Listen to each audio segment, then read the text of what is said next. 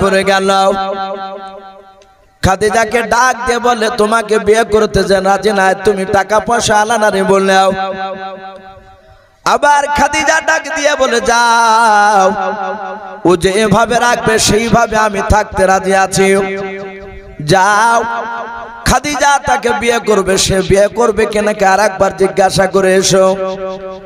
আল্লাহর নবী জনাবে মুহাম্মদ রাসূলুল্লাহ সাল্লাল্লাহু তাআলা আলাইহি ওয়াসাল্লাম বললেন, ওরে আমার খাদিজার গোলামেরা, আমি শুনে নাও, আমি খাদিজাকে বিয়ে করতে পারি একটা শর্তের উপর। বলে কি শর্তের উপর? বললাম।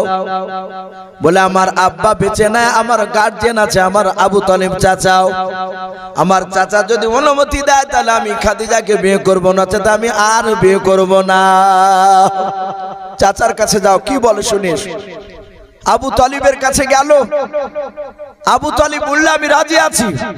সে চিন্তা করলো, আমার ভাতিজা যদি খাদিজার সাথে বিয়ে হয়ে যায়, খাদিজার সব ধন সম্পদের মালিক আমার ভাতিজা হবে। বলুন আলহামদুলিল্লাহ। আর ভাতিজা যদি মালিক হয়ে যায় তাহলে আমাদেরকে আর বাইরে সিরিয়ায়, বসরায়, সামদেশে আর ব্যবসা করতে যাওয়া লাগবে না। আমার ভাতিজার ব্যবসাকে দেখাশোনা করার দায়িত্ব আমাকে দিবে, আমি ম্যানেজার হয়ে যাব, আমরা বসে বসে খাবো। বললো যাও ভাতিজাকে বলো আমি রাজি আছি, সে যেন বিয়ে করে খাদিজাকে। রসুলকে এসে বলা হলো, রসুল বললে আমার চাচাকে ডেকে নিয়ে এসো। আবু তালিব চলে আসলেন। নবীজি বললেন, ওগো চাচা আপনি রাজি আছেন? বলে হ্যাঁ। নবী বললেন, চাচা আপনি খাদিজাকে স্বয়ং আমার কাছে ডাকো, আমি তার নিজ মুখে শুনতে চাই। খাদিজা তার কয়েকটা বান্ধবীকে সাথে করে নিয়ে, তার দাসীকে ডেকে নিয়ে, সাথে করে নিয়ে বাপজি রাসূলুল্লাহ দরবারে পৌঁছালে।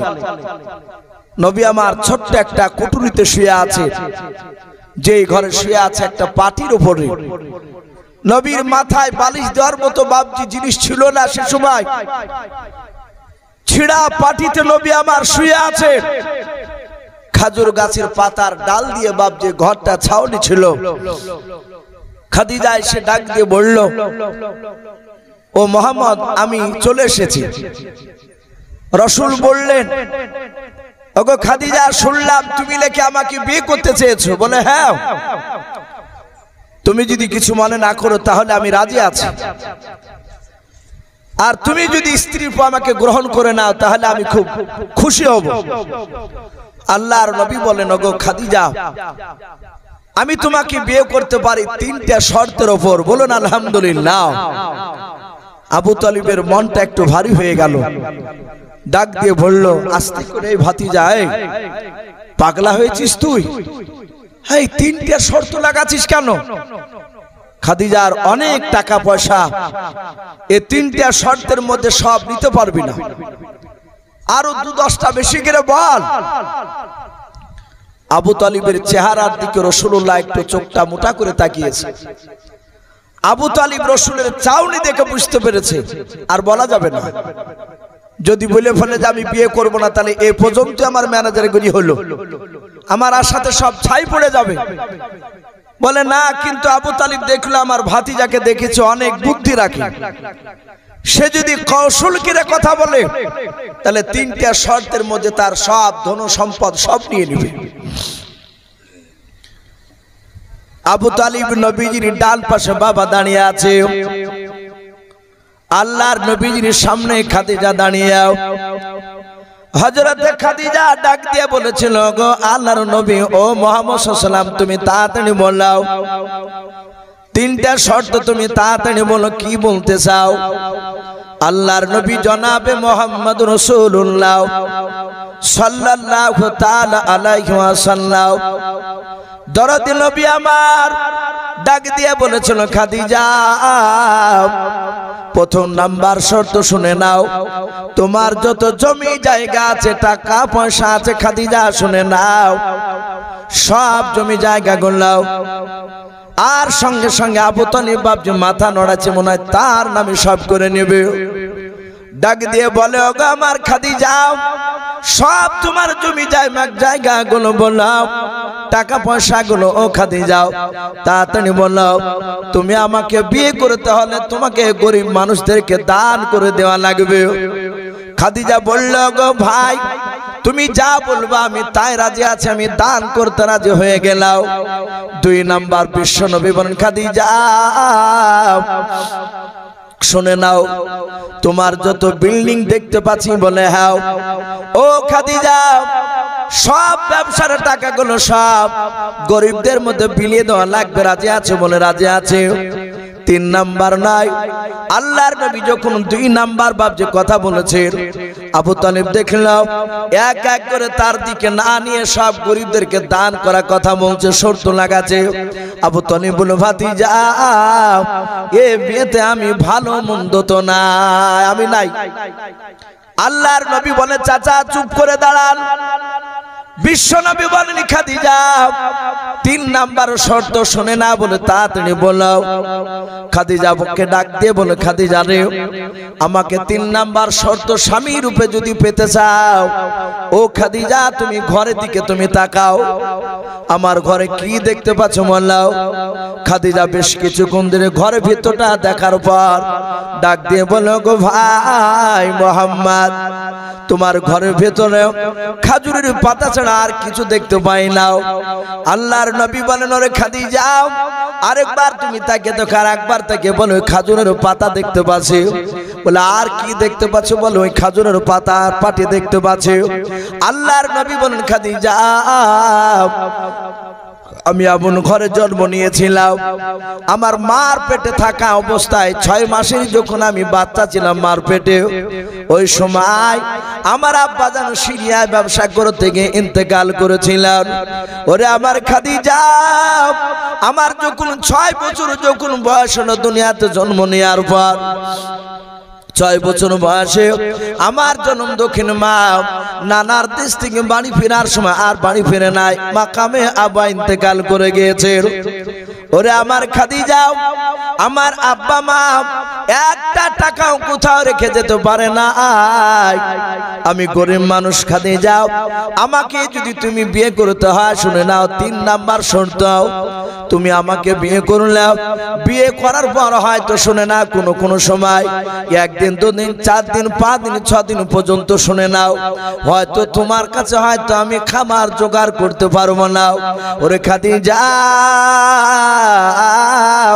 তোমার কাছে খাবার জোগাড় করে না দিতে পারলে তোমার যেন উহু শব্দটা যেন আমি পয়গম্বর, আমি আব্দুল্লাহর সন্তান মুহাম্মদ সাল্লাল্লাহু আলাইহি ওয়াসাল্লাম যেন কানে আওয়াজটা যেন শুনতে না পায়। বলুন সুবহানাল্লাহ। হযরত খাদিজাতুল কুবরা রাদিয়াল্লাহু তাআলা আনহা, উনি তো বাপজি বিলাসিতা করার জন্য রাসূলকে বিয়ে করতে চাইনি। উনি রাসূলুল্লাহর বাপজি কয়েকটা নবুয়াতের বাপজি তিনি আপনার আলামত দেখতে পেয়েছিলেন, তাই মনে মনে ভাবলেন ইনি যদি আখিরি জামানার সত্যিকারের যদি নবী হয়ে যায়, আর এই নবীকে যদি আমি স্বামী রূপে যদি পাই, কিয়ামতের ময়দানে যেদিন কোটি কোটি মানুষের সমাগম হবে, সেই দিন যদি আল্লাহ বলে ওরে খাদিজা তুমি দুনিয়ার বুকে এমন কি কাজ করে এসেছো বলো, সেদিন খাদিজা বলেন আমি মাথাটা উঁচু করে গর্ব করে বলবো আল্লাহ এমন কিছু করতে পারি নাই, কিন্তু তোমার বিশ্ব প্যারা হাবিবি জনাবি মুহাম্মদ রাসূলুল্লাহ সাল্লাল্লাহু তাআলা আলাইহি ওয়াসাল্লামের অন্তঃগিনী বিবি হয়ে আসতে পেরেছে। বলুন সুবহানাল্লাহ। আল্লাহ রাসূলের এই কথাটা খাদিজা শোনার পর ডাক দিয়ে বলেছিল, গো আমার ভাই মুহাম্মদ, তুমি চিন্তা করবা না, 5 দিন 6 দিন কেন শুনে না, তুমি আমাকে বিয়ে করার পর থেকে নিও, আমার ইন্তেকাল করা পর্যন্ত শুনে নাও, একটা দিনও যদি 1 লুকমা যদি তুমি আমাকে ম্যানেজ করে না দিতে পারো খাবার, ওরে আমার ভাই মুহাম্মদ আমি খাদিজা তবু তোমার কাছে শুনে নাও, আমি উহু শব্দ তোমার কানে পৌঁছাতে দেব না। বলুন সুবহানাল্লাহ। খাদিজাতুল কুবরার এই ব্যবহার দেখে আমার বিশ্ব নবীজি বাপজি খুশি হয়ে গেলেন। বাপজি আমরা একজন দুজন করে চলে যাচ্ছি, আমরা যাব না বাপ, আর কিছুক্ষণ বেশি, কয়েক মিনিট। রাত্রি প্রায় 11টা বাজতে চললো। আমার আলোচনা প্রায় বাপজি পাক্কা 2 ঘন্টা বাপজি হয়ে গেল। আর কিছুক্ষণ বসে বাপজি ইনশাআল্লাহ আমরা সকলেই দোয়ার আশা নিয়ে এখানে বসেছি। সারা পৃথিবীর শ্রেষ্ঠ নবী জনাবে মুহাম্মদ রাসূলুল্লাহ সাল্লাল্লাহু তাআলা আলাইহি ওয়াসাল্লাম, আমরা সকলেই জানি নবীর প্রথম স্ত্রী ছিল খাদিজাতুল কুবরা, রহমতের নবী, দরদি নবী। খাদিজাকে নিয়ে বাপজি ঘর সংসার শুরু করে দিলেন। খাদিজার ধন সম্পদ সব গরিব মানুষের কাছে বিলিয়ে দেয়। আস্তে আস্তে বিলাতে বিলাতে সব বিলিয়ে দিয়েছিলেন।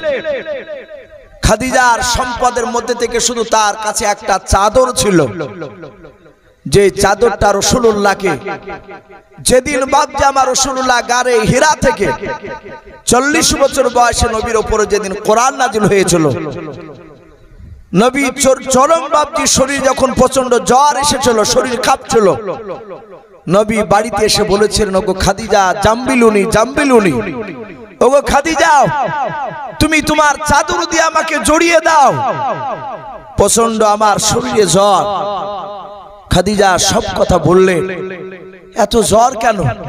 এর আগে তো আপনি গাড়ি হীরা থেকে এসেছেন, এভাবে তো আপনি ভয়ে থরথর করে কাঁপছিলেন না, আর জ্বর এসেছে কথা বলেন নাই। নবী কোরআন নাজিল হওয়ার ঘটনা সব বাপজি শোনালেন। খাদিজাতুল কুবরা রাসূলুল্লাহর বাপজি কথাগুলো শোনার পর উনি বুঝতে পারলেন ইনি আখির জামানার পয়গম্বর, এ প্রকাশ হয়ে গিয়েছে, কোরআন নাজিল হয়ে গিয়েছে। সঙ্গে সঙ্গে নবী বলেন, ওগো খাদিজা তোমার কি মনে হয়? খাদিজা সাথে হাতে তার বাড়ির পাশে একটা ইহুদির আলেম ছিল, তার কাছে গিয়ে বিষয়টা আলোচনা করলো।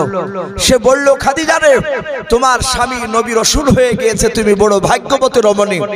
খাদিজা ছুটে এসে বললেন, আপনি তো নবী, আপনি তো রাসূল। রাসূল কাঁদেন আর বলেন, খাদিজা রে, মক্কার লোকেরা আমাকে কারা নবী বলে মানবে? সঙ্গে সঙ্গে খাদিজার অর্ধাঙ্গিনী বিবি রাসূলের হাত দুখানা ধরে বলেছিল, ওগো আমার রাসূল পয়গম্বর স্বামী, আপনি চিন্তিত হবেন না, আমি খাদিজা আপনার বিবি, সর্বপ্রথম আপনাকে নবী রাসূল বলে আমি দাবি করে নিলাম। জোরে বলুন সুবহানাল্লাহ। সাথে হাতে খাদিজা কলেমা পড়ে নিয়েছিলেন। বাপজি আমার বলার উদ্দেশ্য সেই নবী এই রবিউল আউয়াল মাসে, এটা আরবিতে বাপজি আজকে এই সারা দিন ছিল বাপজি 13 তারিখ। গতকালকে আমি ছিলাম হাতিনগর। 12 তারিখ তারা দিনের বেলাতে বাপজি প্রোগ্রাম শুরু করেছিল। মাগরিবের পর গত রাত্রিতে বাপজি 12 তারিখ হয়ে গিয়েছে। আজ সারা দিন বাপজি 12 ছিল। মাগরিবের পর আরবিতে 13 তারিখ আজকে দিন, আজকে রাত্রিটা 13 তারিখ, 13 রবিউল আউয়াল। আমার বিশ্বনবী এই পবিত্র মাসে রবিউল আউয়াল মাসে আমরা অনেকে বাপজি 12 তারিখ বলি, কিন্তু ইসলামের ইতিহাস নবীর জীবনী বাপজি পড়তে গেলে দেখা যাচ্ছে রবিউল আউয়াল মাসে নবী জন্ম নিয়েছে। কিন্তু কয়েকটা রাবী 4 জন 4 রকমের কথা বলেছে। একজন বলছেন রবিউল আউয়াল মাসে 6 তারিখে জন্ম নিয়েছেন নবী, আর একজন রাবী বলে যে নবী 11 তারিখে জন্ম নিয়েছে, আর একজন রাবী বলে নবী 12 তারিখে নিয়েছে, আর একজন রাবী বলে রবিউল আউয়াল মাসে 17 তারিখে জন্ম নিয়েছে। কিন্তু বাবা আমরা বেশিরভাগ বাপজি 12 তারিখটা কি বাপজি আমরা মানুষের মুখে শুনতে পাই। প্রতিটা বাপজি ভাইকে বলবো, রাসূল দুনিয়ার বুকে 12 এই রবিউল আউয়াল মাসে, এই রবিউল আউয়াল মাসে এসে হয় 6 তারিখ, 11 তারিখ, 12 তারিখ কিংবা 17 তারিখ, এই 4টা তারিখের মধ্যে যে কোনো তারিখে হোক না কেন, আমার রাসূল আসার পর বাপজি আমরা দামি উম্মত হতে পেরেছি। বলুন আলহামদুলিল্লাহ। আমরা দামি উম্মত হতে পেরেছি। আমরা যদি আদম নবীর উম্মত হতাম আজকের মতো এত দামি হতে পারতাম না। মুসা নবীর উম্মত হলে আজকের নবীর উম্মতের মতো দামি হতে পারতাম না। কিয়ামতের ময়দানে সব নবীর জান্নাতি উম্মতকে নিয়ে তারা দাঁড়িয়ে থাকবে, জান্নাতে যেতে পারবে না। সব নবীর উম্মতরা বলবে, যারা জান্নাতি তারা বলবে নবী নিয়ে চলো। বলে যেতে যাওয়া যাবে না। বলে কেন? বলে সার্টিফিকেট দিয়েছে তো জান্নাতে। বলে এখনো যেতে পারবো না। ওই দেখো আখিরি জামানার পয়গম্বর রাসূল সাল্লাল্লাহু তাআলা আলাইহি ওয়াসাল্লাম ওই নবীর উম্মতকে নিয়ে যতক্ষণ পর্যন্ত আগে জান্নাতে না যাবে, তার আগে আদম নবী থেকে নিয়ে ঈসা রুহুল্লাহ আলাইহিমুস সালাম পর্যন্ত হাজার হাজার যত নবী রাসূল আল্লাহ পাঠিয়েছেন, সব নবী রাসূল তার উম্মতরা কেউ জান্নাতে আগে যেতে পারবে না। বলুন আলহামদুলিল্লাহ। আমার এত দামি উম্মাহ। তাই প্রতিটা বাপজি ভাইদেরকে বলবো, বাপ রাসূলের বাপজি কথা আলোচনা করা, নবীর ঘটনাগুলো বাপজি শোনা, এটাই বড় কথা নয়। মেন রাসূলুল্লাহর বাপজি সুন্নাতকে বাপজি আমাদেরকে আমল করতে হবে, জিন্দা করতে হবে। আজ বর্তমান আপনারা অনেকেই বাপজি এলাকাতে বেশ কিছু কিছু গ্রামে আপনারা এলাকাতেও দেখেছেন, অনেকের বাপজি পাশের এলাকার মানুষ তার গ্রাম দিয়ে বাপজি গিয়েছে রাসূলের বাপজি জন্ম দিবসকে উপলক্ষ করে এত বাড়বাড়ান্তি শুরু করেছে। অনেকে বাপজি ডিজে বক্স, ট্রাক্টরে, টুকটুকিতে তুলে নিয়ে বাপজি আপনার সেই বিরান ব্যাপার যেগুলো কোরআন হাদিস থেকে বাপজি কোথাও প্রমাণিত নেই। আল্লাহ রাসূলের সাহাবারা কেউ করেননি, অথচ বাপজি এক শ্রেণীর বাপজি অজ্ঞ মানুষেরা তারা ওই সবগুলো দেখে বলছে এটা তো খারাপ করছে না, এত ভালো কাজ করছে। তাই প্রতিটা বাপজি ভাইকে বলবো, ওটা শরীয়তে বাপজি হুকুম দেয়নি, হুকুম দিয়েছে যে এটা করতে পারেন যে নবীকে পেয়েছি এই মাসে, তারপর আমরা দামি হতে পেরেছি, অন্ধকারে ছিলাম, দামি উম্মত হতে পেরেছি। এই মাসে বাপজি রাসূলুল্লাহর এই জন্ম তারিখে যে আপনার সেই দিন হোক, তার আগা দিন হোক, তার পরের দিন হোক, বেশি বেশি করে দুরূদ শরীফ পড়ে, নামাজ পড়ে, ওই দিনে খুশি করে রোজা রাখতে পারে। এসবগুলো বাপজি নিষেধ নয়, এগুলো ভালো। অথচ দেখা যাচ্ছে জীবনে বাপজি সে বছর কা 2 ঈদ ছাড়া পড়ে না, ঈদ ছাড়া পড়ি না, জুম্মা যায় না, 5 ওয়াক্ত যায় না। আবার কি বলছে জানেন, সে পাড়ায় পাড়ায় মেয়ে ছেলের কাছে বাপজি টাকা আদায় করেছে, চাল আদায় করেছে, করে বিরাট বাপজি আপনার সেই খিচুড়ি রান্না। বাধা দিতে যাচ্ছি আমরা, তো বলছে শুনবো না মাওলানা সাহেব, আমি বেঁচে থাকা পর্যন্ত কাজ করবো, 5 বছর থেকে করে আসছি, আগামী দিন আর বাদ দিব না।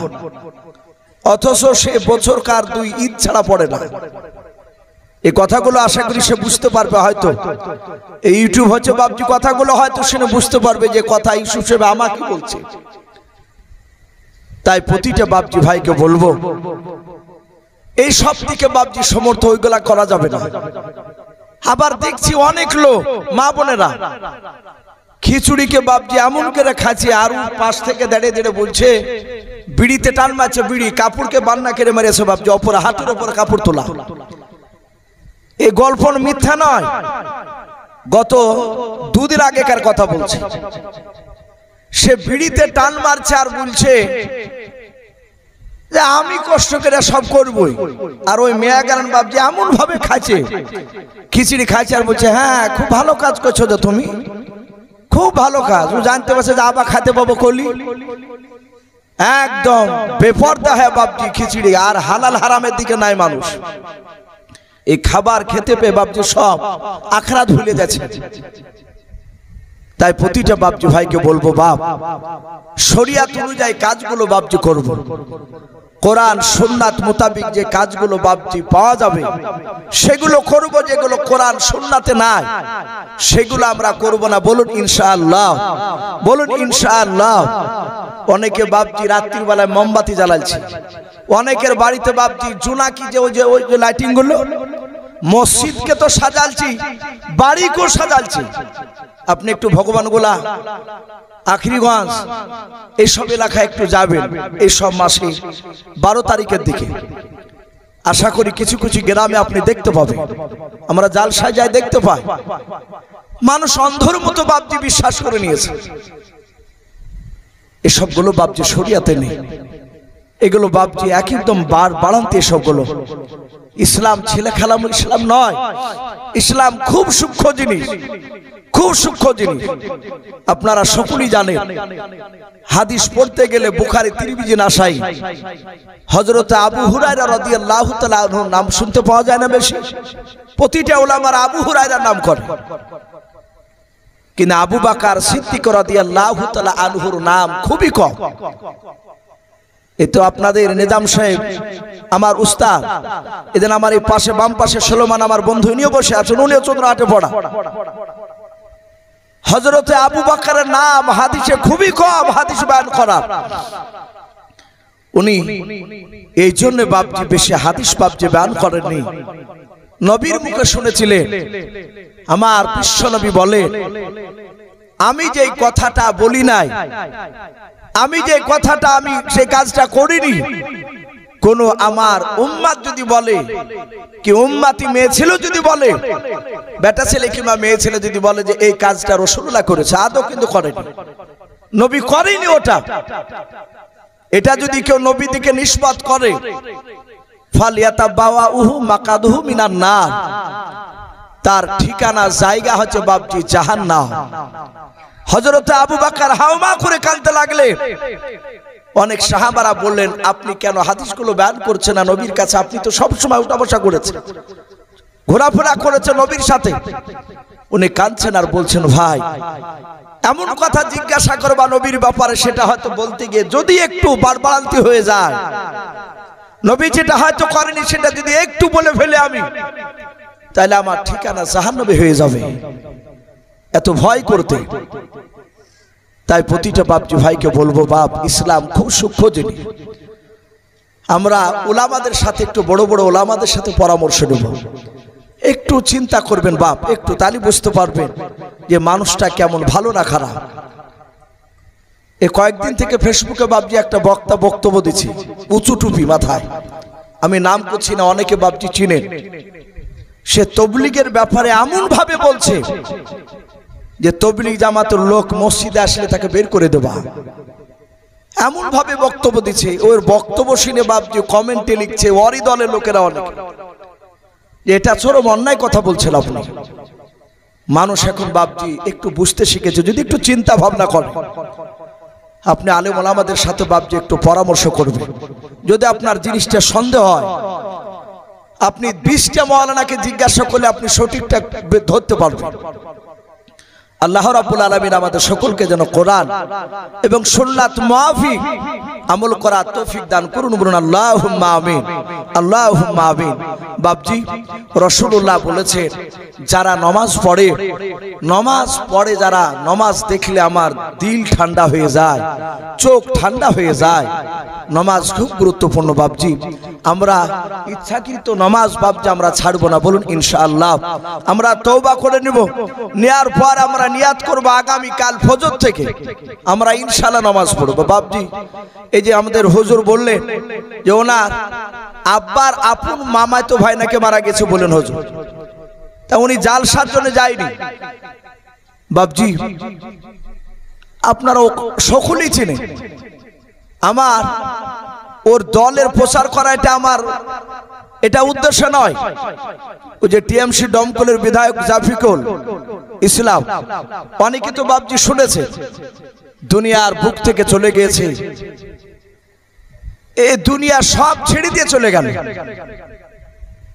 কিন্তু বাপজি আখিরাত যদি সে সঞ্চয় করে না যেতে পারে, জানি না কি করবে আল্লাহ, কিন্তু দোয়া করবো আল্লাহ রাব্বুল আলামিন তাকে যেন ভালো রাখে। মুসলমান হিসেবে আমরা দোয়া করছি। কিন্তু বাপজি কবরের যেগুলো আল্লাহ নিয়ে যেতে বলেছে, সেগুলো যদি আমরা দুনিয়াতে না তৈরি করে যেতে পারি, এই দুনিয়ার টাকা গাড়ি বাড়ি কোনো দাম নাই।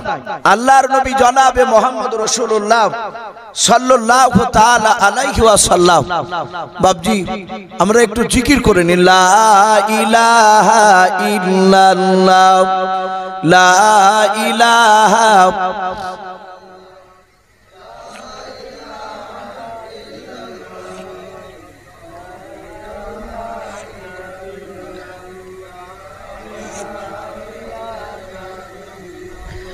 লা ইলাহা ইল্লাল্লাহু মুহাম্মাদুর রাসূলুল্লাহ সাল্লাল্লাহু তাআলা আলাইহি ওয়াসাল্লাম। আমার বিশ্ব নবীকে বাপজি আমিনা কোলে নিয়ে চুমা দিছে, মহব্বত করেছে, আর ওই দিকে বাপজি আমিনা দুই চোখের কোনা দিয়ে ঝরঝর করে পানি ঝরছে, বাচ্চা ছেলের মতো ফুপিয়ে ফুপিয়ে কাঁদছে। হালিমা তো সাদিয়া ডাক দিয়ে বলেছিল, আমিনা ও বোন তুমি কেন কান্না করেছো বলাও। হযরতে আমিনা ডাক দিয়ে বলেছিল, গো প্রাণের বোন শুনে নাও, হালিমা তো সাদিয়া তোমার আগে এক না দুই না 70টা দাইমা তারা তোমার মতোই তারা মহব্বত করেছিল, স্নেহ করেছিল, চুমা দিয়েছিল। ও হালিমা তো সাদিয়া তারা শেষের বেলা বলেছিল, এই ছেলের আব্বা পৃথিবীর বুকে কি কাজ করে বলো। যখন বলি ছেলের আব্বা আর কাজ করে নাই, মারা গিয়েছে, বেঁচে নাই, ওগা আমার হালিমা ওই সময় 70টা দাইমা তারা আমার কোলে বাচ্চাটা ফেরত নিয়ে চলে গিয়েছে। ওরে আমার হালিমা, আমার মনে হয় তুমিও তাদের মতো শেষের বেলা ছেলের আব্বা মারা গিয়েছে শোনার পর এই ছেলেকে হয়তো তুমি আর নেবা না। হযরতে হালিমা উনি কাঁদতে লাগলেন। আমিনার চোখের পানিটা বাপজি মুছে দিলে, বললেন, বোন এক দুঃখিনী আর এক দুঃখিনীর এই খবরটা ভালো রাখে, আপনি চিন্তা করবেন না। আমি হালিমাতু সাদিয়া, আমি গরিব মানুষ, শুনে নাও, আমার একটা নিজের সন্তান আছে, তার নাম হচ্ছে আব্দুল্লাহ। হালিমা বলে, আমি তোমার ছেলেকে নিয়ে যাব, আমার ছেলে আব্দুল্লাহর চেয়ে আমি তোমার ছেলেকে বেশি ভালোবাসবো। বলুন আলহামদুলিল্লাহ। চিন্তা করো না, তার বিনিময় টাকা তোমাকে লাগবে না, তোমার কোনো চিন্তা করা দরকার না, আমি তোমার ছেলেকে আমি বিনা পয়সাতে আমি লালন পালন করব। হযরতে আমিনার কাছ থেকে হালিমাতু সাদিয়া নবীকে নিয়ে চলে গেলেন। হযরতে সাঈদ বলেন, আমার স্ত্রীর কোলে বিশ্ব নবী বসা নিয়ে যখন আমরা রাস্তা দিয়ে যাচ্ছিলাম, হালিমার এক নাই দুই নাই বেশ কয়েকটা বাপজি ছাগল ছিল। সেই ছাগলের স্তনে বাপজি দুধ হতো না, সেই এলাকায় ঘাসের একটু অভাব ছিল, ছাগলে পেট ভরে বেশি ভালো তাজা খাবার খেতে পেত না, তাজা ঘাস পেত না বেশি, সব সময় ছাগলগুলোর স্তনগুলো বাপজি জড়ো হয়ে থাকতো। হালিমাতু সাদিয়া বলে, যখনই আমার বাড়িতে পা দিলাম দেখলাম ছাগলগুলো তারা দাঁড়িয়ে আছে, শুধু দাঁড়িয়ে আছে তা নয়, বিনা ঘাস খেয়ে ছাগলগুলোর স্তনে সব দুধে ভরপুর হয়ে আছে। বলুন সুবহানাল্লাহ। তার বরকত, নবীর বরকতে বাপজি হালিমাতু সাদিয়ার তকদির পাল্টাতে শুরু করেছে। নবীজিকে বাপজি বাড়িতে নিয়ে যাওয়ার পর সাঈদ বলল, বিবি সেই ছেলেকে নিয়ে এসেছি অনেক দূর থেকে, ওকে দুধ খেতে দেওয়া হয়নি, ওকে তাড়াতাড়ি দুধ খেতে দাও। হালিমাতু সাদিয়া বলেন, আমার ডান দিকের স্তনে মুখ লাগালাম। নবীজি ডান দিকের স্তনে মুখ লাগিয়ে দুধ পান করলেন হালিমাতু সাদিয়া। হালিমা বলেন, আমি বাম দিকের স্তনে লাগাতে গেলাম, নবীর মুখখানা দিতে গেলাম, বারবার দিয়ার শুধু মুখটাকে এভাবে সরিয়ে নেয়। হালিমা চিনতে না পারলো, আল্লাহ রাব্বুল আলামিন রাসূলকে জানিয়ে দিয়েছেন, হে রাসূল, এই দুধটা যার দুধ পান করেছেন তার আরেকটা সন্তান রয়েছে, আপনার দুধ ভাই, আপনি ডান দিকেটা খাবে, বাম দিকেটা আপনার দুধ ভাই খাবে। আমার বিশ্বনবী বাপজার খেলেন না। হালিমা বলেন, শুধু সেই দিন নয়, যতদিন দুধ পান করেছেন আমার লাগলা দুলারা মুহাম্মদ সাল্লাল্লাহু আলাইহি ওয়াসাল্লাম ডান দিক ছাড়া বাম দিকের স্তনে একদিনও মুখ লেগে খাই নাই। বলুন আলহামদুলিল্লাহ। হালিমাতু সাদিয়া নবীজির হালিমার বাড়িতে থাকতে লাগলেন। একদিন, দুদিন, তিন দিন, চার দিন, এভাবে মাস ঘুরতে ঘুরতে প্রায় 1 বছর নয়, 2 বছর নয়, 3-4 বছর বাপজি রাসূলুল্লাহর বয়স হয়েছে। 4 বছর বয়সে হালিমাতু সাদিয়ার যে ছোট ছেলে আব্দুল্লাহ সেও একটু বড় হয়েছে। সারা দিন তাকে দেখতে পাওয়া যায় না। সকাল বেলায় বাপজি আপনার বেরিয়ে যায়, আবার সন্ধ্যার পর বাড়ি আসে। ভাত খাওয়ার পরে দৌড়ে গিয়ে রসুলুল্লাহর বিছানায় গিয়ে রসুল যেখানে শুতে আব্দুল্লাহ রসুলের কাছে গিয়ে রসুলের গলা ধরে ঘুমাতে। নবী আমার আব্দুল্লাহকে ডেকে বলেন, আব্দুল্লাহ ভাই, আমি কয়েকদিন ধরে লক্ষ্য করে দেখছি তুমি বাড়িতে থাকো না, সারাদিন কোথায় থাকো, আবার সন্ধ্যাবেলায় বাড়িতে এসে খাবার খেয়ে আমার গলা ধরে তুমি ঘুমাও। আব্দুল্লাহ বলেন, ভাই মোহাম্মদ, সকলে বলুন সাল্লাল্লাহু আলাইহি ওয়াসাল্লাম। বলে, ভাই সারাদিন শরীর ক্লান্ত হয়, আমরা গরিব মানুষ, আমার মা আমাকে 6 থেকে 7টা ছাগল পাড়ার ছেলেদের সাথ ধরে দেয়, আমি তাদের সাথে ছাগল চড়াতে যাই মরুভূমির ময়দানে, সারা দিন রোদ্দুরের ওই তাপে আমাকে ছাগল চড়াতে হয়। বাড়ি এসে ভাই তোমার শরীরে হাত ছাকালে আমাকে ভালো লাগে, শরীর ঠান্ডা হয়ে যায়, ক্লান্তি দূর হয়ে যায়। নবী বললেন, ভাই যেই মার দুধ খেয়ে তুমি বড় হয়েছে সেই মার দুধ খেয়ে আমিও তো বড় হয়েছি, আগামীকাল আমি তোমার সঙ্গে যাব। আব্দুল্লাহ বলল, ভাই পাড়ার বন্ধুরা সবাই আমাকে বলে তোমার ভাই মোহাম্মদকে নিয়ে এসো, কিন্তু আমার মাকে এর আগে বলেছি, আমার মা যেতে দিবে না, আমার মা যে তোমাকে বড্ড ভালোবাসে। নবীজি বললেন, আমি আগামী কালকে যাব মার কাছ থেকে অনুমতি নিয়ে। হযরতে আব্দুল্লাহ সকালবেলা উঠে পাড়ার ছেলেদের কাছে দৌড়ে গেল, তার বন্ধুদের কাছে দৌড়ে গিয়ে বলে, ওগো আমার বন্ধুরা, আমার ভাই মুহাম্মদ সাল্লাল্লাহু আলাইহি ওয়াসাল্লাম আমার সঙ্গে যেতে চেয়েছে। পাড়ার ছেলেরা বলল, খুবই ভালো কথা, চলো। মার কাছে গিয়ে অনুমতি নি। রাসূলের দুধমা হালিমাতু সাদিয়ার কাছে অনুমতি চাইলেন। নবীও বললেন, মা আপনি যেতে দেন, আব্দুল্লাহ যদি ছাগল চড়াতে পারে আমি কেন পারবো না, ওর বয়স আর আমার বয়স তো একই সমান। হালিমাতু সাদিয়া রাসূলুল্লাহকে একটা ছাগল দিলেন আলাদা করে, বলে, দেখি বেটা তুমি এই ছাগলটাকে কেবল করে পেট ভরে নিয়ে আসতে পারো। আমার বিশ্বনবী 4 বছরের বাচ্চা রহমতের নবী ছাগলটা ধরে ডান হাত দিয়ে মাথা থেকে লেজ পর্যন্ত হাত বুলিয়ে দিলেন। নবীর পা থেকে মাথা পর্যন্ত গোটা শরীর ছিল বরকতে ভরা, বলুন সুবহানাল্লাহ। নবীজি হাত দিয়ে দিয়েছে, পাড়ার ছেলেরা বাপজি রাসূলুল্লাহকে নিয়ে যাচ্ছে। আল্লাহর নবীজি মাঠে চলে গেলেন পাড়ার ছেলেদের সঙ্গে। বাবা ওই মক্কা নগরের সব ছাগলেরা নবীজের বাপ যে ছাগলটা নবী হাত দিয়ে দিয়েছিলেন, ওই ছাগলের কাছে বাপজি সব ছাগলগুলো দাঁড়িয়ে আছে।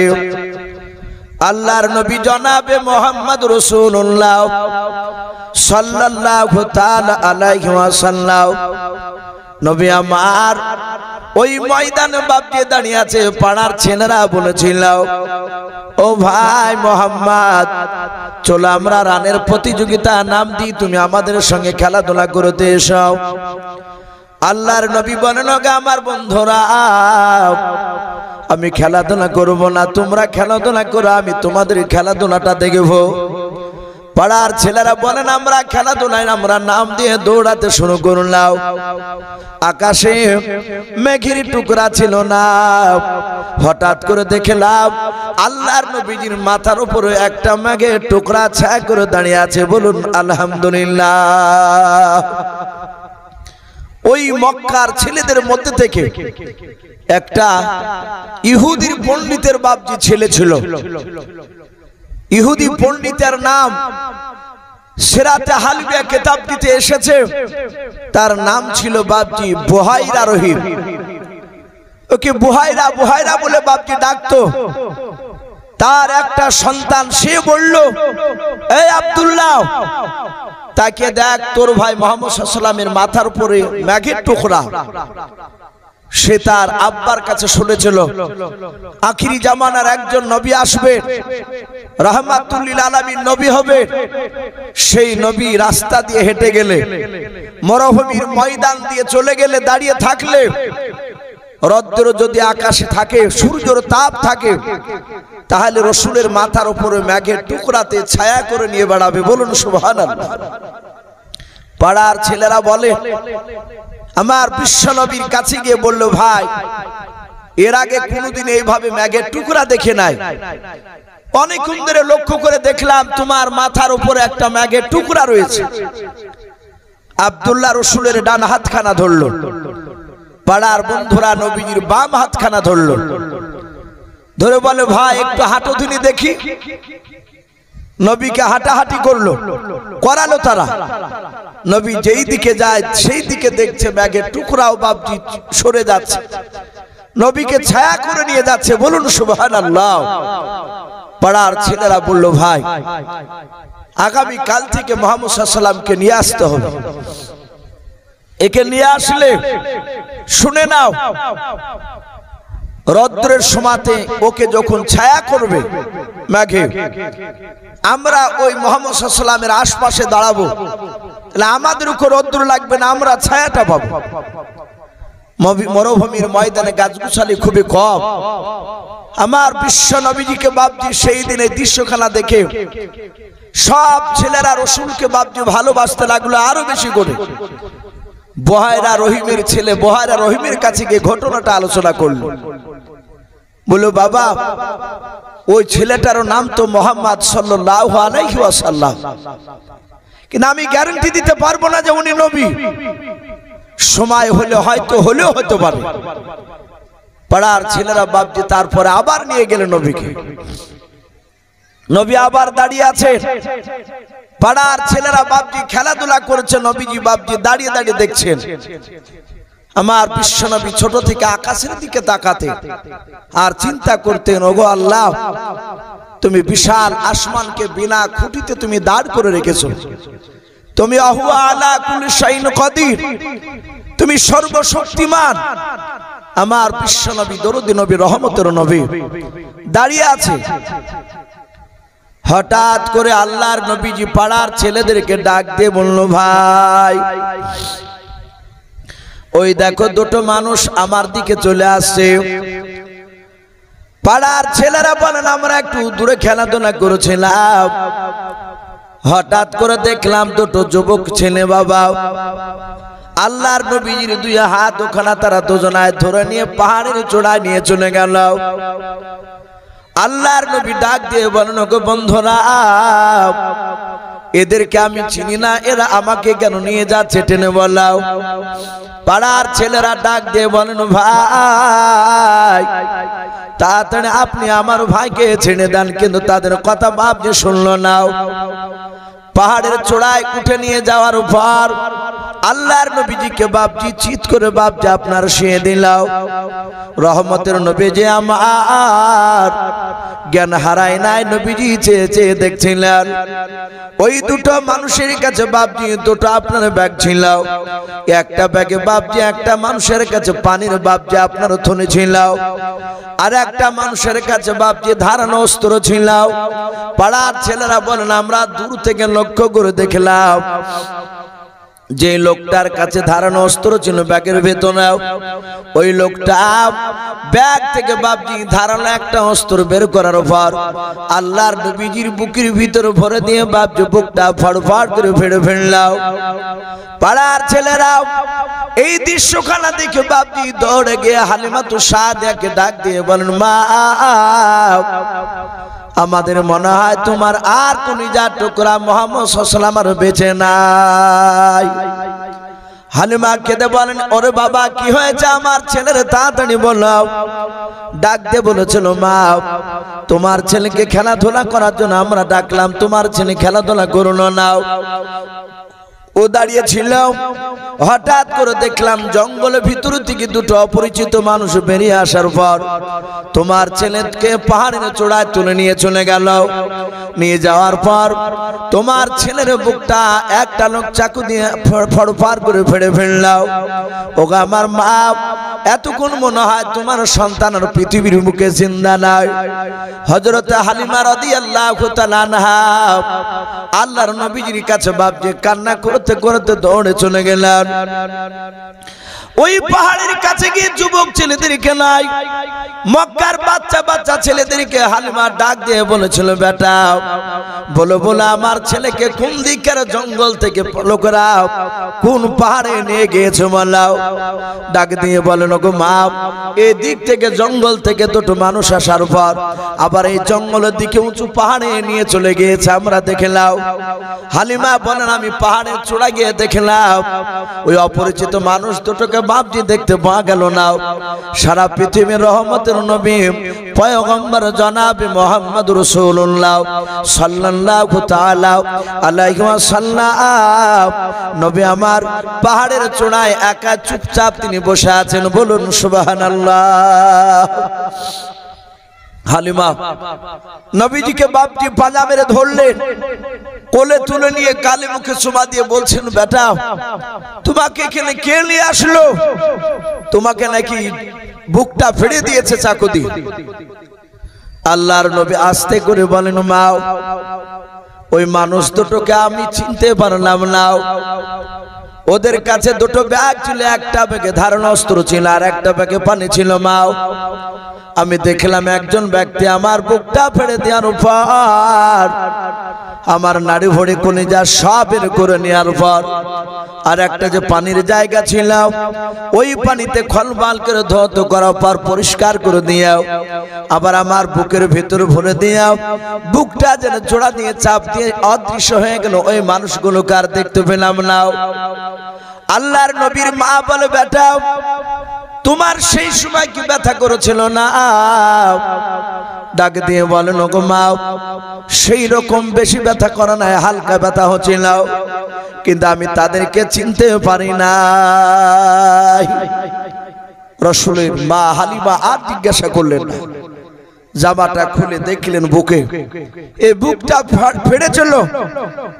কিন্তু ওই সময় হালিমা তো সাদিয়া বাপজি কোনো চিহ্ন পেলেন না। বলুন আলহামদুলিল্লাহ। ওই দুজন ব্যক্তির মধ্যে একজন ছিলেন জিবরিল আলাইহিস সালাম, আর একজন ছিলেন দ্বিতীয় জন বাপজি আর একটা ফেরেশতা। ওরা 4 বছর বয়সে রাসূলুল্লাহর সিনা চেক করলেন। নবীকে বাড়ি নিয়ে যাওয়ার পর হালিমা তো সাদিয়া আর যেতে দেয় না, বলে আর যেতেই দিব না। প্রায় আরো 2 বছর 6 বছর খুঁজতে বাপজি প্রায় মাস খানিক সময় আছে। হালিমা তো সাদিয়া দেখলো না, এই ছেলেকে এইভাবে আর বন্দী করে রাখা যাবে না, একে আমি আর বাড়িতে রাখবো না, বেশ যথেষ্ট একটু বড় হয়েছে। আমার মনে হয় এই ছেলে মক্কা নগরে থাকলে আর ছেলেটার কোনো ক্ষতির ভয় নেই। যদি আমার বাড়িতে কোনো অঘটন ঘটে যায় তাহলে ছেলের মা আমিনা আমাকে প্রশ্ন করলে আমি জবাব দিতে পারবো না, যেহেতু আর দ্বিতীয় সন্তান নেই, একটাই সন্তান। হালিমা তো সাদিয়া রাসূলুল্লাহকে কোলে করে নিয়ে অনেকটা দূর যাচ্ছেন, আবার নামিয়ে দিয়ে হাতখানা ধরে হেঁটে নিয়ে যাচ্ছে। হালিমা রাসূলকে এত ভালোবেসেছিলেন, তার মন চাইছিল না যে বিশ্ব নবীকে আমিনার কাছে ফেরত দিয়ে আসে, কিন্তু উপায় নেই, সন্তান তো ওর না, আমিনার সন্তান। আমিনার কাছে এসে বাপজি ওই 4 বছরের বুক ফাড়া কলিজা বের করার ঘটনা বাপজি সব শোনালেন। আল্লাহ রাসূল বিশ্ব নবীজিকে বাপজি আমিনা কোলে নিয়ে চুমা দিতে লাগলেন। বহুদিন পর তার সন্তান কোলে পেয়েছে। হালিমা তো সাদিয়া কাঁদে। আমিনা বলেন, বোন তুমি কেঁদো না, তোমার পারমিশন, তোমাকে দোয়া থাকছে, হুকুম আমি দিচ্ছি, তোমার যখনই মন খারাপ করবে তখনই তুমি আমার বাড়িতে এসে আমার ছেলেকে 2-4 দিনকার মতো নিয়ে যাবা বাড়িতে, অসুবিধা নেই, আমি বাধা দিব না, এই সন্তান আমারও তোমারও। রাসূল বাপজি থাকতে শুরু করলেন। হালিমা বাড়ি চলে গেলেন। আমার বিশ্ব নবী দিন 4 বাড়িতে থাকার পর পাড়া ছেলেদের সাথে বাপজি খেলাধুলা করতে গিয়েছে। খেলাধুলা করতে গিয়ে অনেক বাচ্চার ছেলে বাপজি দেখছে তার বাপেরা দৌড়ে গিয়ে ছেলের নাম করছে, আর প্রতিটা ছেলে আব্বা আব্বা করে তার কোলে বাপ দিতে চাচ্ছে, আপন আপন বাপে। বিশ্বনবী আমার ঘন্টা খানিক ধরে দাঁড়িয়ে থাকলে যে আমার বুঝি আব্বা আসবে, সে আমাকে ওদের মতো কোলে নেবে, আমি কোলে চাপবো। কিন্তু 1 ঘন্টার বাপজি দাঁড়িয়ে থাকার পর রাসূলুল্লাহর আব্বাকে দেখতে পেলেন না। নবীজির আব্বা ইন্তেকাল করেছেন, এই কথাটা বাপজি আমিনা তাকে বলেছিলেন না। একটাই কথা বলেছিলেন, তোমার আব্বা সিরিয়ায় ব্যবসা করতে গিয়েছে। আর নবীর আব্বা সিরিয়ায় ব্যবসা করতে গিয়ে আর জিন্দা ফিরে আসেন। হয়তো বাপের মৃত্যুর কথা শোনালে হয়তো ছেলে ভেঙে পড়বে, ছেলে হয়তো কষ্ট পাবে, মহব্বত দিয়ে বাপজি ভুলে রেখেছিল। নবী আমার ঘন্টা খানিক পর ওখান থেকে কাঁদতে কাঁদতে চলে আসছে। হযরতে আমিনা নবীজির গলার আওয়াজ কান্না আওয়াজ শোনার পর আল্লাহর নবীজির কাছে আমিনা দৌড়ে গিয়ে বলেন, ওরে বেটা, তুমি কান্না করেছো কেন? বলো, তোমাকে কোন বাচ্চাটা তোমাকে ধমক দিয়েছে, মেরেছে, একটু বলাও। আল্লাহর নবী বলেন, মা, আমাকে কেউ মারে নাই। ওগো মা, তুমি কথা দাও, আমার আব্বা জান কেন আমাকে নিতে যায় নাই? হযরতে আমিনা বাপজি জবানটা বন্ধ হয়ে গেল, কোনো কথা বলে নাই। হযরতে নবী ডাক দিয়ে বলেন, মা, সব ছেলেরা আব্বারা গেল, আমার আব্বা কেন গেল না? 1 ঘন্টা ধরে আমি লক্ষ্য করে দেখলাম। আল্লাহর নবীজির মা আমিনা ডাক দিয়ে আস্তে করে বলেছিল, বেটা রে, তোমার আব্বা তো বাড়িতে নাই, ওই সিরিয়ায় ব্যবসা করতে গিয়েছে তোমার নানির দেশে, ওখান থেকে আসে না, ওখানে ব্যবসা করতে গিয়ে চলে গিয়েছে। আল্লাহর নবী জনাবে মুহাম্মদ রাসূলুল্লাহ সাল্লাল্লাহু তাআলা আলাইহি ওয়াসাল্লাম ডাক দিয়ে বলেন, ওগো আমার আম্মা জান, আমাকে এখনই আমাকে আব্বার কাছে নিয়ে চলো। আমিনা মনে মনে চিন্তা করলেন, নানার বাড়িতে নিয়ে গেলাম, নানা নানির মহব্বত হয়তো আমার সন্তান তার আব্বার কথাটা ভুলে যাবে। বলুন সুবহানাল্লাহ। হয়তো নানা নানির মহব্বতে ভুলে যাবে বাপের কথা। বলো, বাবা, আমি এই মুহূর্তে তোমাকে আমি এখন বলতে পারবো না, নিয়ে যাব কি যাব না? বলো, কখন বলবা? বলে, বেটা রে, তোমার আব্বা সিরিয়াতে ব্যবসায় যাওয়ার পর থেকে নিয়ে এই পর্যন্ত তোমার দাদার বিনা অনুমতি ছাড়া আমি কোথাও যাই নাই। বেটা, তুমি বাড়িতে বসো, দেখি তোমার দাদা মশাই অনুমতি দেয় কিনা। যদি অনুমতি দেয় তাহলে এসে তোমাকে উঠে নিয়ে চলে যাব। আমার বিশ্ব নবীর আমিনা মা আমিনা আব্দুল মুত্তালিবের কাছে গিয়ে বলেন, ওগো আব্বাজান, আপনার লাগলা দোলারা নাতি হঠাৎ করে আব্বাকে দেখতে চেয়েছে। আমি মারা গেছে কথা বলি নাই, আমি তার নানার দেশের কথা বলেছি। সে নানার বাড়িতে যেতে চাইছে, ওখানে আব্বাকে দেখবে। যদি আপনি অনুমতি দেন তাহলে তাকে ঘুরে নিয়ে তার বাপের কথা ভুলে নিয়ে চলে আসবে। আব্দুল মুত্তালিব বাবা হাওমা করে কেঁদে উঠল।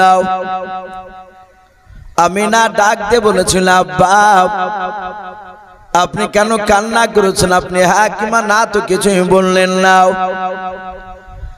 হযরতে আমিনার কথা শুনে আব্দুল মুত্তালিব কেঁদে কেঁদে বলেছিল, মারে, যে দিনকে আমার ছেলেরা আব্দুল্লাহর অনুমতি নিতে এসেছিল আমার কাছে, সেই দিন আমার আজকের মতো সেদিনও বুকটা চমকে উঠেছিল। ওরে আমার মা আমিনা, আমার মনে হয় তুমি আমার কাছ থেকে তোমার আব্বার বাড়িতে যদি যা আমার ছেলের আমার নাতির নানার দেশে নিয়ে গেলেও শুনে নাও, আমার মনে হয় তুমি আর আব্দুল্লাহর মতো জিন্দা ফিরে আসবে না। আমিনা বুঝতে পারলেন আমাকে যেতে দিবে না। বলে, আব্বা কাঁদবেন না, আমি আপনার নাতিকে একটু বুঝিয়ে বলবো। নবীর কাছে আসলে নবী বললেন, ওগো মা, এখনই চলো, আমি এখনই যাব। আমিনা কাঁদছেন, বলে, বেটা, তোর দাদু যেতে দিল না। হযরতে আব্দুল মুত্তালিব মানা করে চিন্তা করলে, আমিনা হয়তো কাঁদবে যে আমার স্বামী বেঁচে থাকলে নিশ্চয় আমার ছেলেকে তার নানার বাড়ি নিয়ে যেত। এটা আমি ভুল করেছি না, এটাকে বারণ করা ঠিক হবে না। আব্দুল্লাহ নয়, আব্দুল মুতালিব। আমিনার শ্বশুর মশাই ডাকছে, আমিনা ও আমিনা। আমিনা বললেন, আব্বাজান ডাকছেন আমাকে? বলে হ্যাঁ। বলে মারে বেশি নাই, তুমি যাও আমার নাতিকে নিয়ে, কিন্তু বেশি দিন নয়, মাত্র 7 দিন থাকবা। বলুন সুবহানাল্লাহ। 7 দিন সময় দিলাও, 7 দিনের মধ্যে তার বাপের কথাটা ভোলানোর চেষ্টা করবা। হে আমিনা, তুমি শুধু একাই যাবা না, তোমার সাথে আমার কলিজার টুকরা বিটি উম্মে আইমনকে নিয়ে যাও। উম্মে আইমনকে সঙ্গে দিলে, নেয়ার পরে আমিনা আম্মে আইমন দুজনকে হাত ধরে আব্দুল মুতালিব বললেন, ওগো বিটিরাও, আমার নাতিকে নিয়ে যাবার জন্য আমার নাতির কোনো ত্রুটি না হয়, ব্যবহারে যেন কষ্ট না পায়।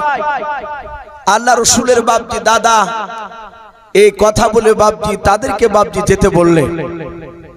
আল্লাহ রসুলের হাত খান দুখানা ধরে দুজনাই নবীর ফুফুমার, নবীর কলিজার টুকরা মা, এরা দুজনাই বাপজি টানতে টানতে রসুলুল্লাহকে নিয়ে যাচ্ছেন মাকামে আবওয়ার পাশ দিয়ে। নবীকে নিয়ে যাবে। রসুলুল্লাহর নানার দেশের বাড়ি ছিল বা নাম ছিল বাপজি তায়েফ নগর। রসুলের নানার দেশ তায়েফ নগর, সেই দেশে বাপজি নিয়ে যাচ্ছে। ঠিক যাহাতে বাপজি ওই মাকামে আবওয়া জায়গা গিয়েছে, আমার বিশ্ব রসুলকে একটা গাছের গুড়িতে ছায়ার তলে দাঁড় করে দিল। আল্লাহর নবীজি বলেন, আমাকে দাঁড় করে দিয়ে আমার মা ওই দেখলাম, ওই সামনে একটা দেখলাম উঁচু কবরখানা, ওই কবরের কাছে দৌড়ে চলে গেল। হযরতে আমিনা কবরের মাথার পাশে গিয়ে বাপজি দাঁড়িয়ে দাঁড়িয়ে কান্না শুরু করলাম। ওই সময় মেয়েদেরকে বাপজি কবরে যাওয়া নিষিদ্ধ, তখন বাপজি সেই বাপজি ঘোষণা হয়েছিল না। হযরতে আমিনা ওই কবরটার মাথার পাশে দাঁড়িয়ে দাঁড়িয়ে তিনি হাওমা করে কান্না করতে লাগলেন। কবরের পেছন দিকে বাবা পায়ের দিকে দাঁড়িয়ে নবীজির ফুফুমা উম্মে আইমন দাঁড়িয়ে তিনিও বাপজি অনেকক্ষণ ধরে কান্না করলেন। দুজনাই কান্না করার পর আল্লাহর নবীজির হাত ওখানা ধরে আবার টানতে টানতে নিয়ে চলে যেতে শুরু করলাম। আল্লাহর নবী বলেন, গো মা, ও বোন ফুফুমা, তুমি তাড়াতাড়ি বলো। ওগো মা, ওগো ফুফুমা, তুমি তাড়াতাড়ি বলো, ওই কবরটা কার? কবরটার কাছে কেন তোমরা কান্না করলেও? এরা দুজনায় বাপজি পরিচয়টা বাপজি তখনও দিল না। বলল, বাবা শোনো শোনো, তাড়াতাড়ি চলো তোমার নানার বাড়িতে গিয়ে তোমার আব্বাকে কি তুমি দেখবা নাও। আল্লাহর নবীজিকে নিয়ে গেলেন। গোটা তায়েফ নগরে বাপজি প্রচার শুরু হয়ে গেল রে বাবা, যে আমিনা তার নিজের সন্তানকে নিয়ে এসেছে তায়েফ নগরে। এত সুন্দর বাচ্চাটাও আল্লাহর নবীর চেহারা দেখার জন্য দেশের বাপজি শত শত মানুষ বাপজি ভিড় জমেছে। আল্লাহর নবীজিকে দেখার জন্য বাপজি তারা ঠেলাঠেলি শুরু করে দিল। ওই তায়েফ নগরের মুড়লেরা ডাক দিয়ে বলেছিল, গো বন্ধুরা শুনে নাও, এভাবে হোটাপোটা করলে কেউ জান ভরে নবীজিকে দেখতে অসুবিধা হবে। শুনে নাও, আমি তোমাদেরকে বলছি, শুনে নাও, এ আমিনা আমাদের দেশে থাকতে এসেছে, অনেক দিন থাকবে। তা আজ থেকে শুনে নাও, একদিন করে পানি নাও, সারা দিন 3 দিন 3 বেলা তোমরা খাবার দেবাও, আর বাড়িতে নিয়ে গিয়ে জান ভরে আমিনার সন্তানকে তোমরা দেখবা। সব লোক রাজি হয়ে গেল। প্রতিদিন বাপজি এক একটা বাড়ি থেকে আমিনাকে আর উম্মে আইমন আর রসুলকে নিয়ে যায়, খাবারের দাওয়াত দেয়, খেতে দেয়, আর রসুলুল্লাহকে বাপজি তারা জান ভরে দেখে। এইভাবে বাপজি দিনের পর রাত, আবার রাত পার হয়ে দিন, এইভাবে এক নয় দুই নয় বাপজি 30 দিন পার হতে চললো। বলুন সুবহানাল্লাহ।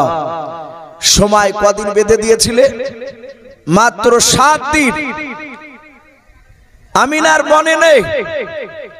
উম্মে আইমন বলে, বোন আমিনা, মনে আছে তোমার শ্বশুর মশাইয়ের কথা? বলে, না তো। বলে, 7 দিনের বেশি থাকতে বারণ করেছে।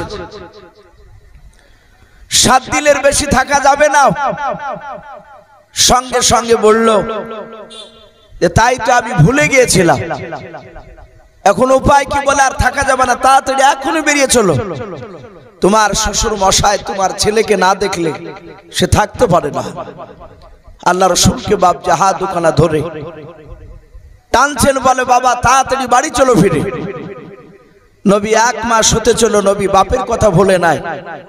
নবী বলেন মা 1 মাস থেকে আছি, কই আব্বাকে তো দেখতে পেলাম না, আব্বাকে দেখাও। আমিনা চিন্তা করলেন বাপের কথা এখনো ভুলে নাই। কায়দা করে বাপজি বলল, বেটারে তোমার আব্বা, আমরা এক রাস্তা দিয়ে এসেছি, তোমার আব্বা আর এক রাস্তা দিয়ে আমাদের আসল বাড়িতে চলে গিয়েছে। আমাদের সকলের আসল বাড়িতে কবর। আমার হুজুর বাপজি আমাকে তোলার আগে আলোচনা করছিলেন, এই জালসার মাহফিলের বাপজি গুরুত্ব, যে আসল বাড়ি আমাদের হচ্ছে বাপজি, আসল ঘর হচ্ছে কবর।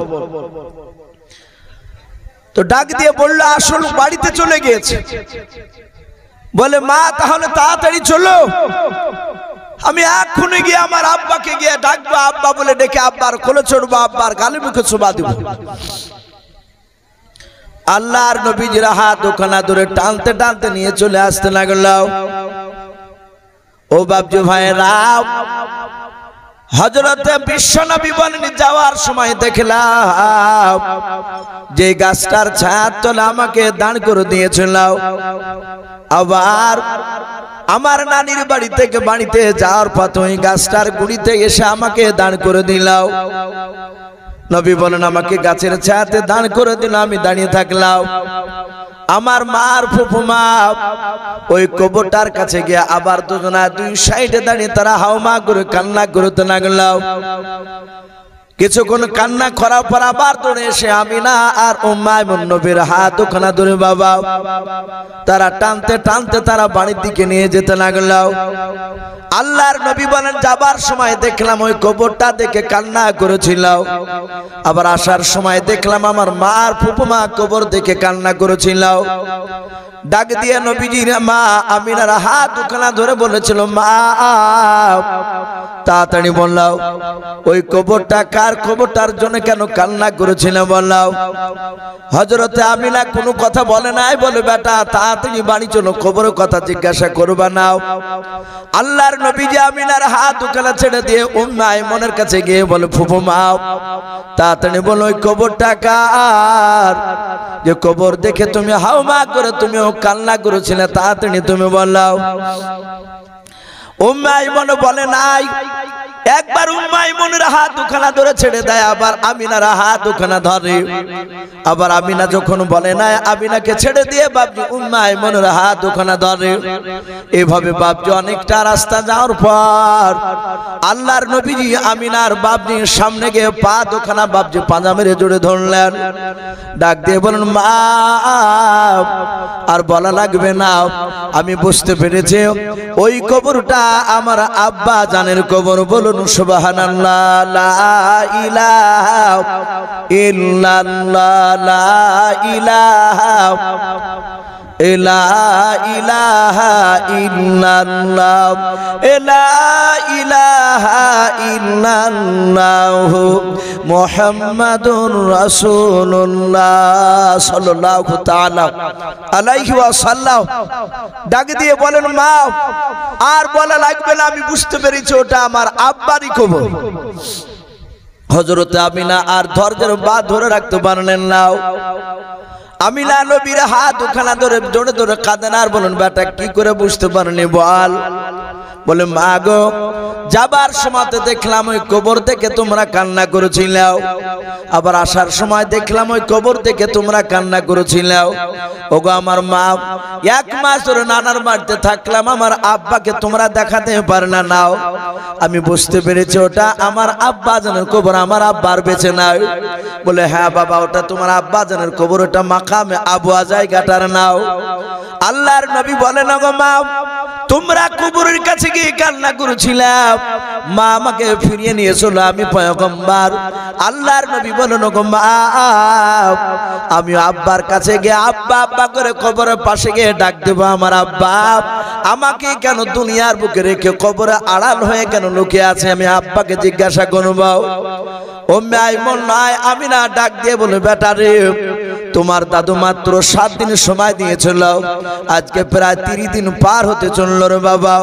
তোমার দাদু মশাই কান্না করেছে, তোমার জন্য পাগল হয়ে যাচ্ছে হয়তো, আর ঘুরে যাওয়া যাবে না।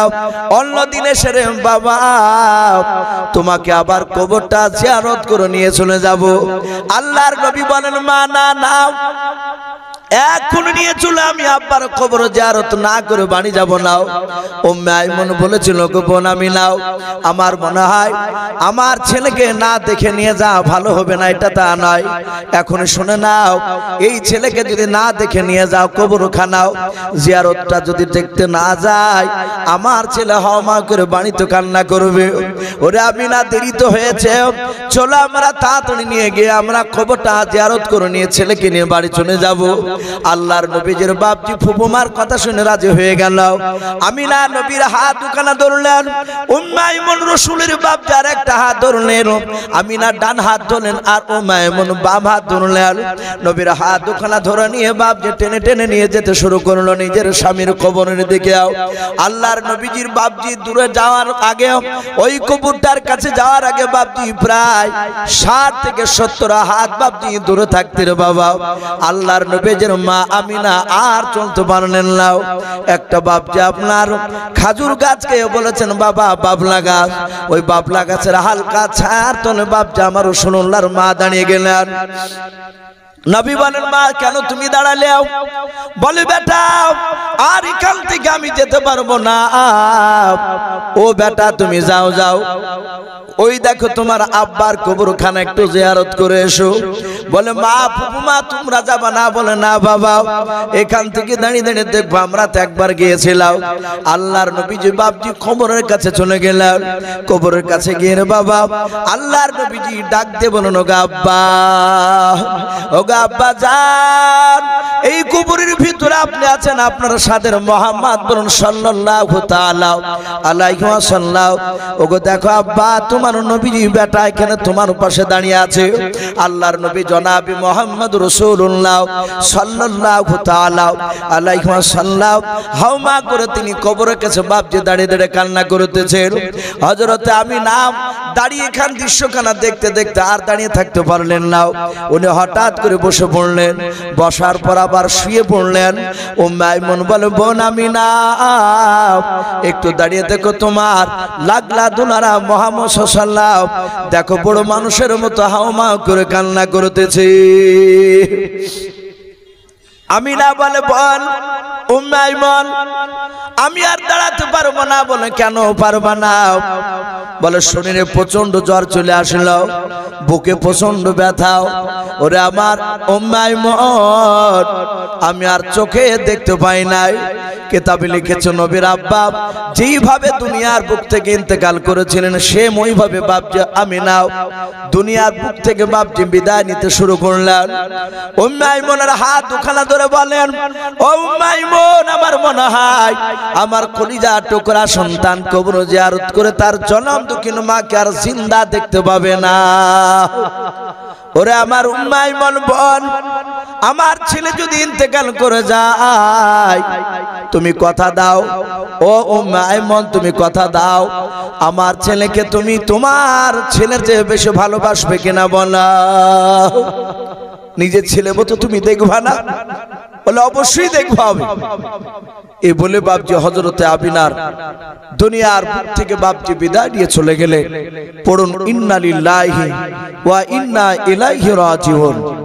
আমার বিশ্ব নবীজির বাপজি আপনার আব্বার কবরখানা জিয়ারত করে ফিরে এসে দেখে তার মা জনম দুঃখিনী মা শুয়ে আছে। নবী এসে বলেন, মা তাড়াতাড়ি চলো, উঠো। উম্মে আইমন কাঁদেন আর বলেন, বেটা কাছে আয়, তোর মা আর কোনোদিন উঠবে না, তোর মা ইন্তেকাল করে গিয়েছে। বিশ্ব নবীজি এত কাঁদতে লাগলেন, পেছনে দেখছে বাপজি তার আব্বার কবর, আর সামনে তার মায়ের লাশ পড়ে আছে। আমার বিশ্বনবী কেঁদে কেঁদে বাপজি ওই মাকামে আবওয়া এলাকায় বয়স্ক লোকেদের কাছে গিয়ে হাত ধরে ধরে কাঁদেন আর বলেন, ওগো চাচা, আমার মার একটু কবরের ব্যবস্থা আপনারা করে দেন। গ্রামের লোকেরা, যুবকেরা ছুটে আসলো। হযরতে আমিনাকে কোলে নিয়ে নয়, আমিনাকে বাপজি ধরে নিয়ে গোসলের ব্যবস্থা করলো। মাটি কেটে ওখানেই বাপজি রসুলের আব্বার কবর থেকে একটু দূরে ওই মাকামে আবওয়া এলাকাতে